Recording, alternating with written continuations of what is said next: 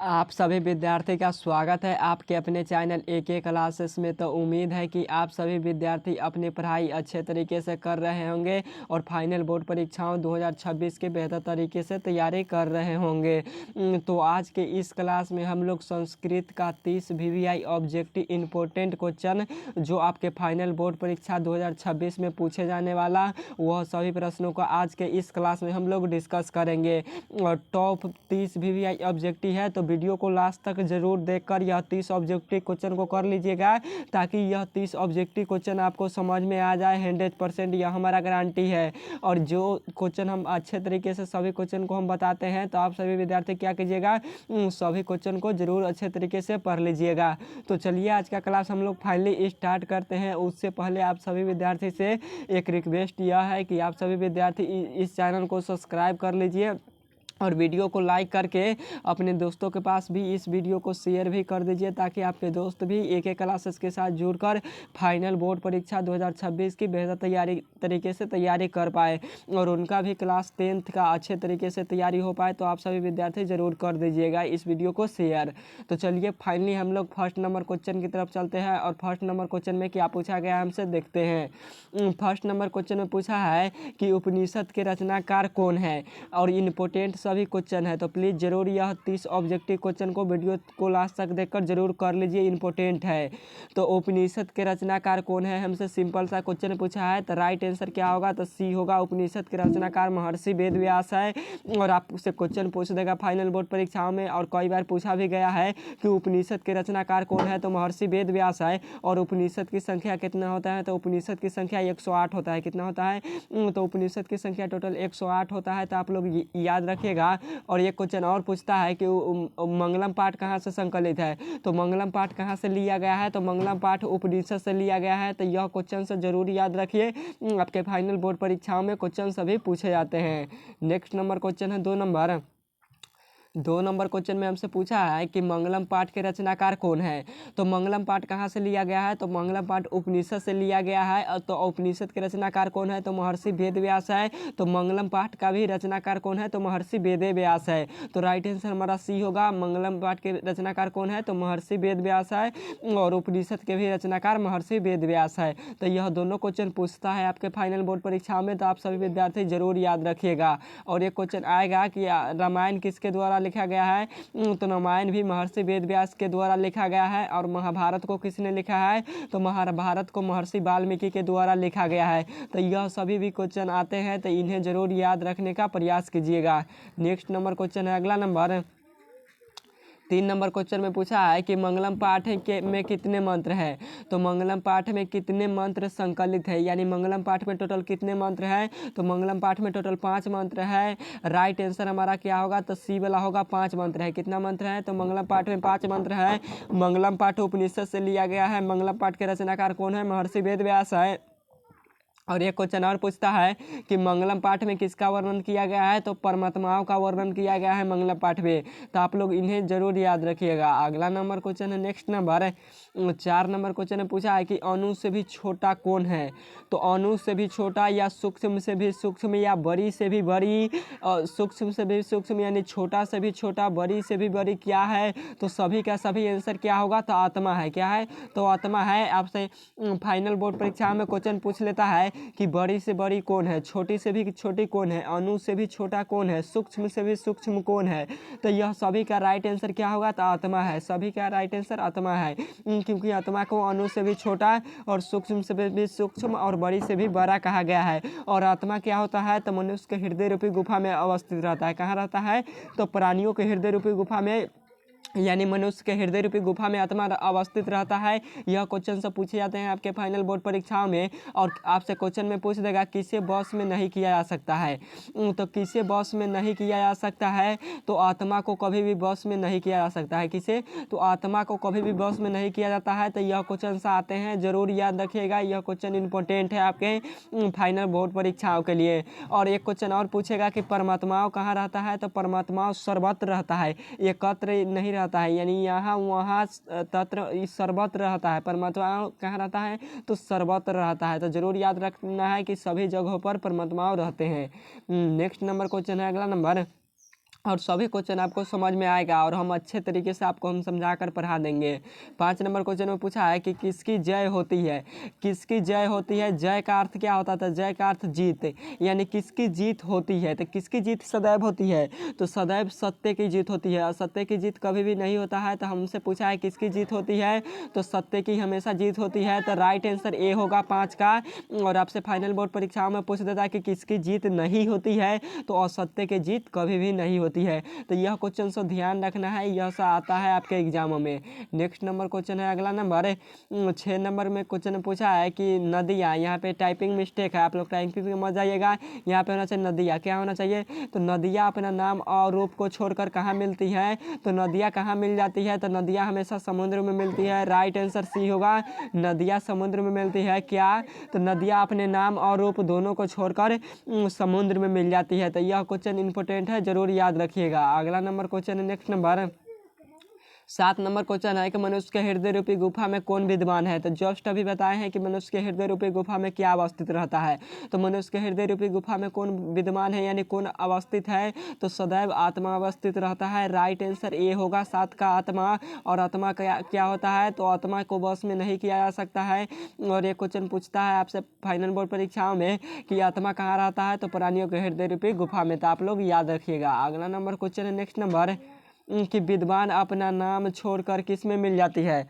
तो विद्वान अपना नाम और रूप को छोड़कर, क्या, तो विद्वान अपना नाम और रूप अर्थात अहम को त्याग कर, यानी संसारिक मोह माया को त्याग कर, बिना घर परिवार का परवाह किए, क्या, बिना मोह माया के विद्वान किसको प्राप्त कर लेता है, तो परमात्माओं को प्राप्त कर लेता है, ईश्वर को प्राप्त कर लेता है। राइट आंसर सी होगा, ईश्वर। परमात्माओं किससे बोलते हैं, तो ईश्वर को, तो उसी को प्राप्त कर लेता है। कौन, तो विद्वान पुरुष संसारिक मोह माया त्याग कर, यानी उसको संसार से कुछ भी लेना देना नहीं है, सिर्फ और सिर्फ भक्ति भाव करना है, वो उसी विद्वान उसी करता है। क्या करता है, तो भक्ति भाव से देवलोक को प्राप्त कर लेता है, यानी परमात्माओं में मिल जाता है।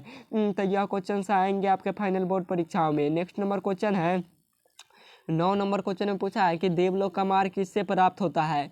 तो देवलोक का मार्ग किससे प्राप्त होता है, तो देवलोक का मार्ग हमेशा सत्य से प्राप्त होता है। राइट आंसर ए होगा, सत्य से प्राप्त होता है देवलोक का मार्ग। और देवलोक क्या है, तो देवलोक सत्य का खजाना है। तो ये भी क्वेश्चन आते हैं और आपसे क्वेश्चन में पूछ देगा कि ऋषि मुनि देवलोक को प्राप्त करने के लिए कौन सा मार्ग अपनाते हैं। तो ऋषि मुनि जितने भी होते हैं, यानी विद्वान यानी साधक पुरुष, वह सत्य का मार्ग अपनाते हैं। कौन सा, तो वह सत्य का मार्ग अपनाते हैं देवलोक को प्राप्त करने के लिए, यानी ईश्वर को प्राप्त करने के लिए। तो आप सभी को क्वेश्चन समझ में सभी क्वेश्चन आएगा। आप लोग वीडियो को लास्ट तक देखकर सभी क्वेश्चन को जरूर पढ़ लीजिए, इंपॉर्टेंट सभी क्वेश्चन हम बताते हैं। 10 नंबर क्वेश्चन में पूछा है कि सत्य से क्या प्राप्त होता है। तो जस्ट अभी बताए हैं सत्य से क्या प्राप्त होता है, तो सत्य से देवलोक प्राप्त होता है, यानी ईश्वर प्राप्त होता है। 10 का राइट आंसर सी होगा, देवलोक। और देवलोक का मार्ग किससे खुलता है, तो देवलोक का मार्ग हमेशा सत्य से खुलता है। तो यह क्वेश्चन आते हैं। और देवलोक क्या है, तो देवलोक सत्य का खजाना है। क्या है, तो सत्य का खजाना है। और नरक कितने प्रकार के होते हैं, यानी नरक लोग जाने के कितने प्रकार होते हैं, तो नरक 3 प्रकार के होते हैं, काम, क्रोध, लोभ, यह नरक के द्वार है। तो आप लोग याद रखिएगा, आपके एग्जाम में आते हैं। नेक्स्ट नंबर क्वेश्चन है, 11 नंबर क्वेश्चन में पूछा है कि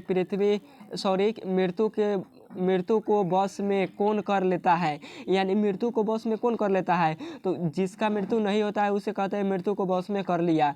तो मृत्यु को वश में कौन करता है, तो जितने भी विद्वान यानी साधक पुरुष होते हैं, वही मृत्यु को वश में कर लेते हैं तप करके। तो राइट आंसर हमारा सी होगा, विद्वान यानी साधक पुरुष परमात्मा को प्राप्त कर लेते हैं और उनका मृत्यु नहीं हो पाती है। विद्वान के जितने भी होते हैं पुरुष, उनको तो आपको याद रखना है। नेक्स्ट नंबर क्वेश्चन है, 12 नंबर क्वेश्चन है कि किसके जय नहीं होती है। तो किसकी जय यानी किसकी जीत नहीं होती है। तो किसकी जीत नहीं होती है, तो असत्य की जीत कभी भी नहीं होती है। तो हमारा राइट आंसर बी वाला होगा, असत्य की जीत कभी भी नहीं होती है। और आपसे पूछेगा किसकी जीत होती है, तो सत्य का हमेशा जीत होती है। और देवलोक भी सत्य का खजाना ही है। तो आप लोग याद रखिएगा। अगला नंबर क्वेश्चन है कि उपनिषद की संख्या कितनी है। तो आपको हम सभी क्वेश्चन बता दिए हैं कि उपनिषद की संख्या कितनी है। तो उपनिषद उपनिषद की संख्या टोटल 108 होते हैं। तो राइट आंसर हमारा बी होगा, उपनिषद की संख्या 108 होते हैं। पुराण हमारा 18 होते हैं। वेद हमारा 4 प्रकार के होते हैं। वेदांग 6 प्रकार के होते हैं। और एक क्वेश्चन और पूछ लेता है आपसे फाइनल बोर्ड परीक्षाओं में, यह सभी क्वेश्चन पूछा जाएगा आपके एग्जामों में, तो जरूर यह सभी क्वेश्चन याद रखिएगा। अगला नंबर क्वेश्चन, नेक्स्ट नंबर है कि उपनिषद में किसका महिमा का वर्णन किया गया है। तो उपनिषद के अंतिम मतलब किसका महिमा का वर्णन किया गया है। तो उपनिषद यानी मंगलम पाठ में परमात्माओं के महिमा का वर्णन किया गया है। तो राइट आंसर डी होगा। उपनिषद कहाँ से लिया गया है। तो मंगलम पाठ से कहाँ से लिया गया है। तो उपनिषद से लिया गया है। और एक क्वेश्चन पूछ लेता है कि उपनिषद के रचनाकार कौन है। तो महर्षि वेद व्यास है। और परमात्माओं कहाँ रहता है। तो परमात्माओं सर्वत्र रहता है। कहाँ रहता है। तो परमात्माओं सर्वत्र रहता है। तो आप लोग यह क्वेश्चन याद रखिए, यह क्वेश्चन से आते हैं। नेक्स्ट नंबर क्वेश्चन है, अगला नंबर 15 नंबर क्वेश्चन में पूछा है कि सत्य का मुंह किससे ढका है। तो सत्य का मुंह किससे ढका है। तो सत्य का मुंह हिरण्य पात्र से ढका है। राइट आंसर डी होगा, हिरण्य पात्र से ढका है, यानी सोनमय पात्र से, यानी सोने जैसे पात्र से सत्य का मुंह ढका है। और एक क्वेश्चन और पूछता है आपके फाइनल बोर्ड परीक्षाओं में कि हिरण्य पात्र से किसका मुंह ढका है। तो यही सत्य का मुंह ढका है। और आपसे क्वेश्चन पूछ देगा फाइनल बोर्ड परीक्षाओं में कि सत्य धर्म के लिए किसको हटा देना चाहिए। क्वेश्चन इंपोर्टेंट पूछता है। तो सत्य धर्म के लिए किसको हटा देना चाहिए। तो यही हिरण्य पात्र को हटा देना चाहिए। यह क्वेश्चन आपके एग्जामों में पूछा गया है कि सत्य धर्म के लिए किसको हटा देना चाहिए। तो हिरण्य पात्र को हटा देना चाहिए, बिल्कुल। तो आपको याद रखना है। नेक्स्ट नंबर क्वेश्चन है 16 नंबर कि सत्य का खजाना कहाँ है। तो सत्य का खजाना कहाँ है। तो सत्य का खजाना देवलोक में है। राइट आंसर सी होगा, देवलोक में, क्योंकि देवलोक सत्य का खजाना है। देवलोक हमेशा सत्य है। तो आपको याद रखना है। अगला नंबर क्वेश्चन है, नेक्स्ट नंबर 17 नंबर क्वेश्चन में पूछा है कि उपनिषद में अंतिम भाग में किसका वर्णन है। तो उपनिषद के अंतिम भाग में किसका सिद्धांत का वर्णन मिलता है। तो दर्शन शास्त्र का मिलता है। राइट आंसर ए होगा, दर्शन शास्त्र का। और यह क्वेश्चन 2026 बोर्ड परीक्षाओं में पूछा जाएगा, जरूर याद रखिएगा। अगला नंबर क्वेश्चन है, नेक्स्ट नंबर क्वेश्चन है। और जो क्वेश्चन हम आपको बताए हैं जस्ट पहले वाले क्वेश्चन में, वही क्वेश्चन पूछा है कि ऋषि लोग देवलोक को प्राप्त करने के लिए कौन सा मार्ग अपनाते हैं। तो ऋषि मुनि जितने भी होते हैं देवलोक का मार्ग के देवलोक जाने के लिए कौन सा मार्ग अपनाते हैं। तो सत्य का मार्ग अपनाते हैं। तो राइट आंसर हमारा क्या होगा। तो बी वाला होगा, सत्य का मार्ग अपनाते हैं ऋषि मुनि जितने भी होते हैं वह देवलोक को प्राप्त करने के लिए। तो आपको याद रखना है। नेक्स्ट नंबर क्वेश्चन 19 नंबर, प्राणियों के हृदय रूपी गुफा में कौन विद्वान है।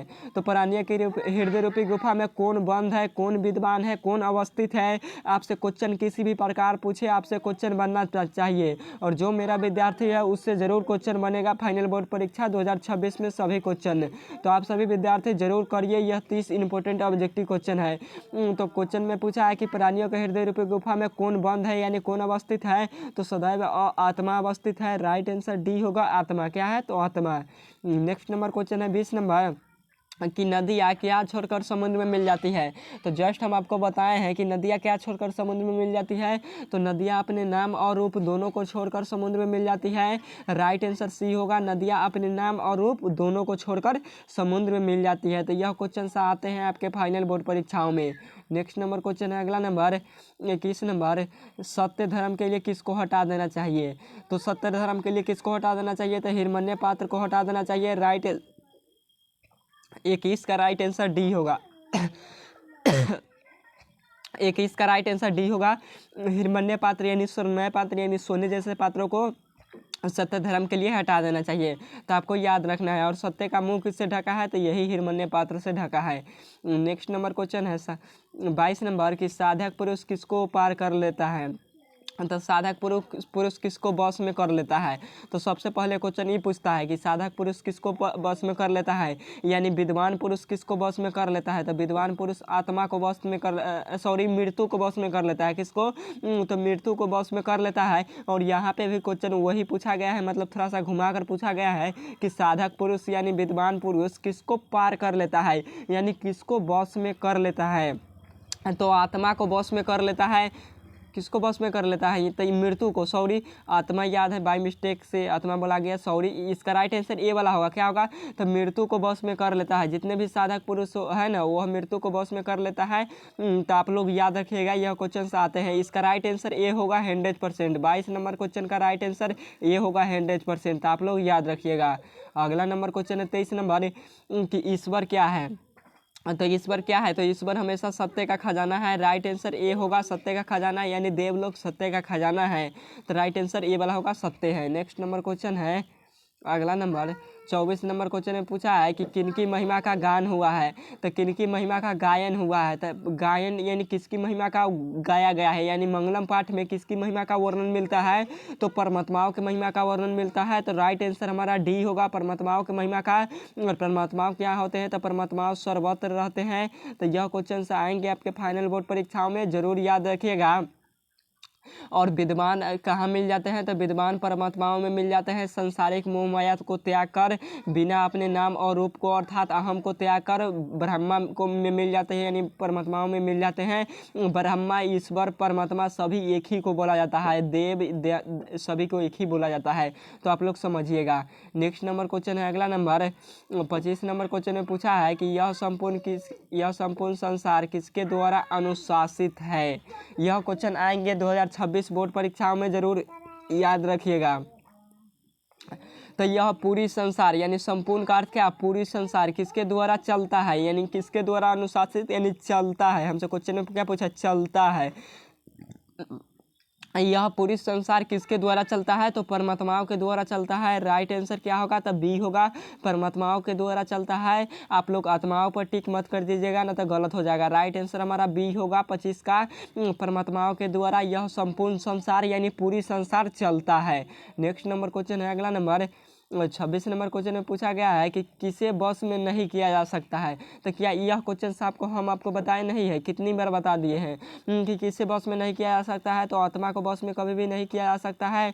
तो राइट आंसर हमारा ए होगा 26 का, आत्मा को बस में नहीं किया जा सकता है। और आत्मा क्या है? तो आत्मा मनुष्य के सदैव हृदय रूपी गुफा में बंद रहता है, यानी अवस्थित रहता है। और आत्मा अणु से भी छोटा, सूक्ष्म से भी सूक्ष्म और बड़ी से भी बड़ा कौन है? तो आत्मा है। तो सभी के सभी आंसर क्या होगा? तो आत्मा। अगला नंबर क्वेश्चन है, नेक्स्ट नंबर 27 नंबर क्वेश्चन में पूछा है कि पाटलिपुत्र पटना के नाम से कब से प्रसिद्ध हुआ? तो पाटलिपुत्र पटना के नाम से कब से प्रसिद्ध हुआ? तो यह मध्यकाल में हुआ था। राइट आंसर सी होगा, मध्यकाल में प्रसिद्ध हुआ था।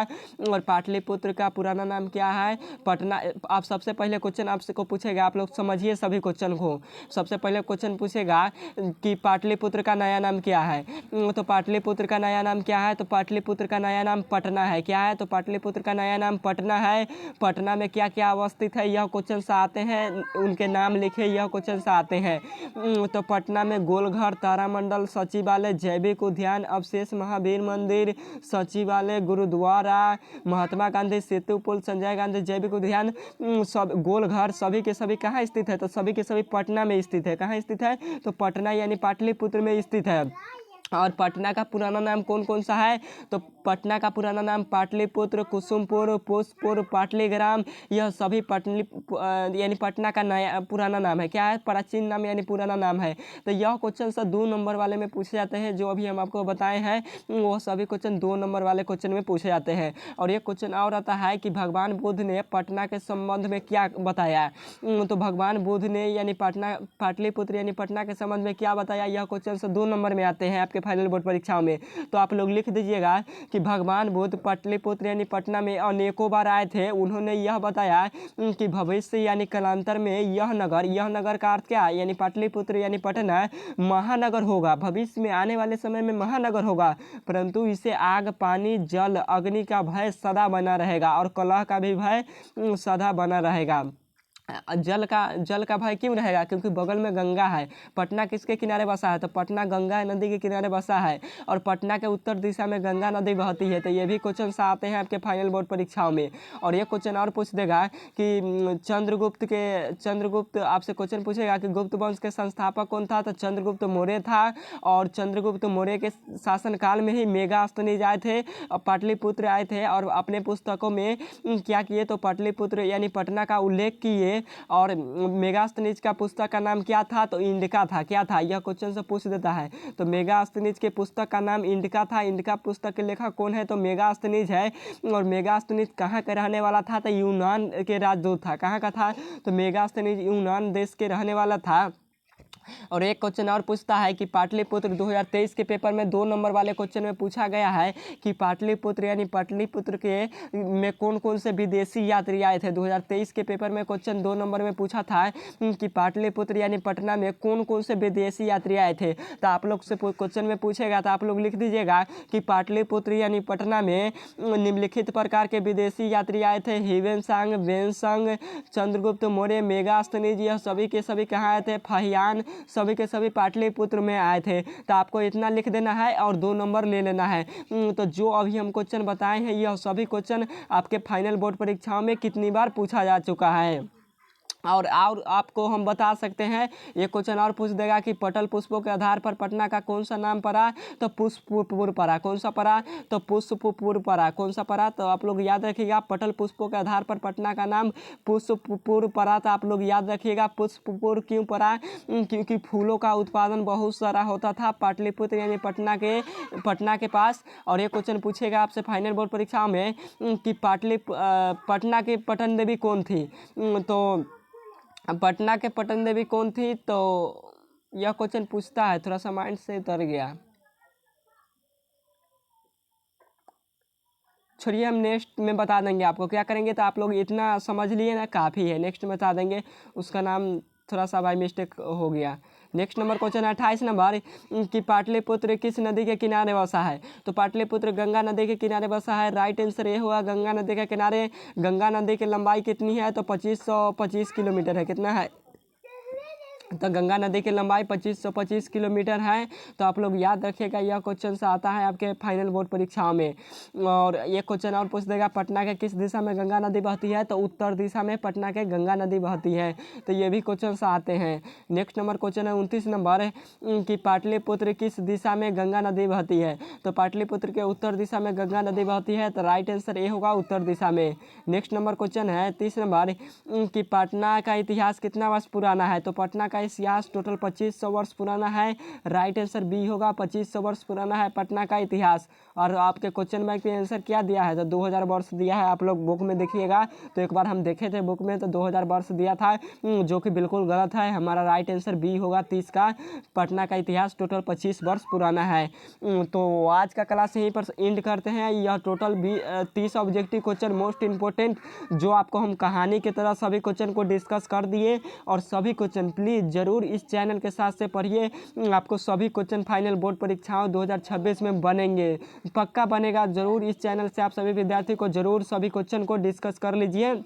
और इस चैनल को बहुत ही जल्द सब्सक्राइबर आप सभी विद्यार्थी बहुत कीजिए। सब्सक्राइबर लगभग आप सभी विद्यार्थी 500 कीजिए बहुत जल्द, क्योंकि सब्सक्राइबर बहुत कम है। तो क्या कीजिए, सब्सक्राइबर जरूर करिए। और हम कितनी अच्छा तरीके से पढ़ाते हैं आप लोग एक छोटा सा कमेंट कर दीजिएगा यह वीडियो को एंड होने के बाद। तो ओके बाय, फिर मिलेंगे नेक्स्ट क्लास में। किसी प्रकार का डाउट हो तो आप लोग बता दीजिएगा। और ये क्वेश्चन का आंसर दे दीजिएगा कि आपसे क्वेश्चन है यह कि पुराण कितने प्रकार के होते हैं, आपको बताना है। क्या बताना है? तो पुराण कितने प्रकार के होते हैं, यह क्वेश्चन बता दीजिएगा। इसका राइट आंसर क्या होगा कमेंट बॉक्स में बता दीजिएगा। यह आपके लिए होमवर्क है कि पुराण कितने प्रकार के होते हैं। तो ओके बाय।